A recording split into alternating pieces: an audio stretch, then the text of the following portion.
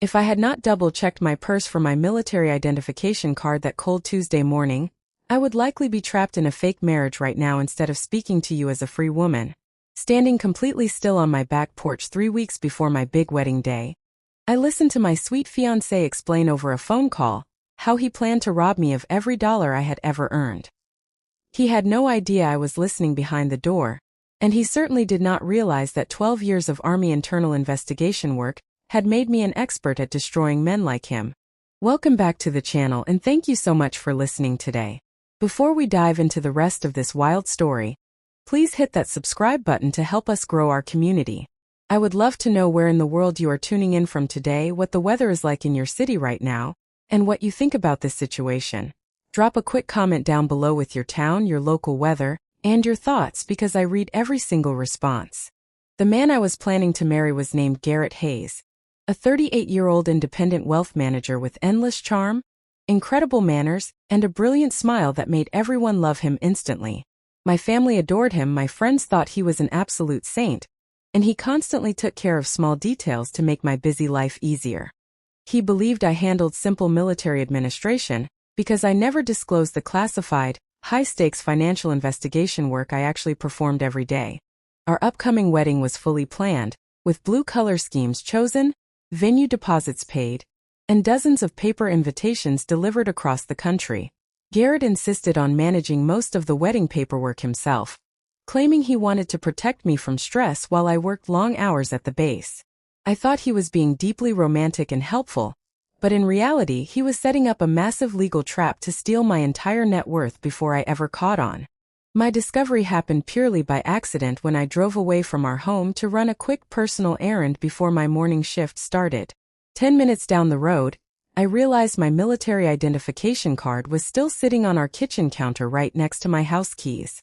Annoyed with my own forgetfulness, I turned my car around, parked in our driveway, and walked quietly through our side gate to grab my forgotten card from the kitchen. As I approached the back porch, I heard Garrett pacing near the outdoor railing while talking on his mobile phone in a strange, sharp tone I had never heard him use before. I froze in place just as he told the person on the line that once the official marriage license was signed, every asset would fall into his hands on schedule. Hearing those words made my blood run ice cold, because I recognized that exact legal phrasing instantly.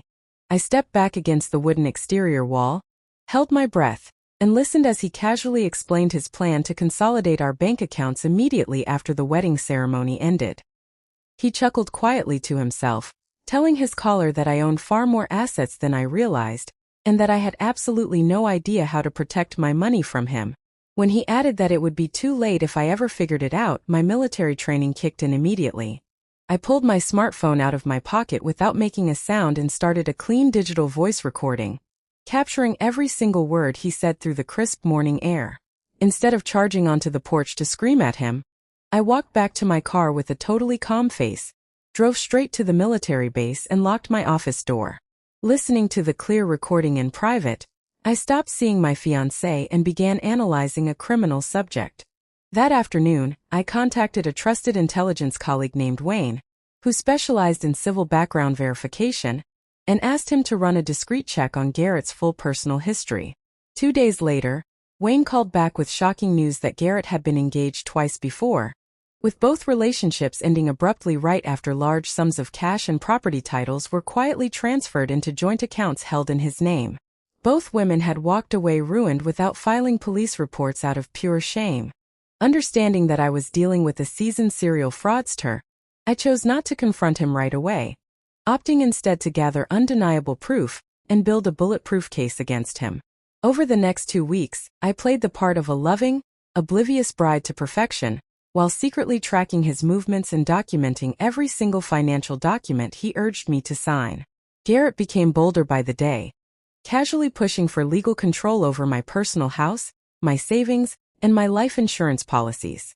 To protect myself legally, I hired a brilliant outside civil attorney named Evelyn Vance, along with a skilled private detective named Roy who specialized in forensic accounting. Roy quickly discovered that Garrett was facing over $800,000 in hidden debts from failed real estate gambles, and was actively working alongside an unlicensed financial consultant and his own mother to target wealthy women. Their plan was to force me to sign a general power of attorney, sell my house, and clear his massive debts. Working closely with my lawyer, I quietly transferred the ownership of my real estate, my investment funds, and my personal savings into a secure, untouchable private trust that no power of attorney could ever break. When Garrett handed me his carefully drafted legal forms 2 weeks before our ceremony, I signed every single page with a smile, knowing full well that those documents were completely useless and applied to empty accounts. He celebrated his fake success while I prepared his total destruction. On our wedding morning, I put on my white dress, walked down the aisle on my uncle's arm, and met Garrett at the altar in front of 200 guests. Right when the official officiant asked if anyone had a reason why we should not be married, I turned to the crowd, pulled out my smartphone, and played the clear recording of Garrett explaining his robbery plot. The entire chapel sat in stunned horror as his own voice echoed through the quiet room for everyone to hear. Evelyn then walked to the front of the altar, handing out official legal summaries of his past fraud cases, his secret massive debts, and his illegal financial schemes to his horrified family. Garrett stood completely frozen and pale as his mother fled the building, and all 200 guests quietly stood up and walked out of the chapel in utter disgust. I looked at his ruined face one last time, felt absolute peace, and walked out of the church with my dignity completely intact. In the months that followed, Garrett lost his financial management license, his fraudulent associate faced severe regulatory penalties, and both of his previous victims joined a collective civil lawsuit against him. I returned to my military duties with a clear head, profoundly grateful that a simple forgotten identification card had saved my entire future from ruin. I learned that true strength lies in staying calm under pressure, gathering facts, and letting the truth expose those who try to destroy us. Thank you so much for spending your valuable time with me and listening to this incredible journey today. If this story impacted you or reminded you to always trust your instincts, please hit the subscribe button and click the notification bell so you never miss a new upload. Right now, there is another powerful story popping up on your end screen that you definitely do not want to miss, so click it right now and keep watching.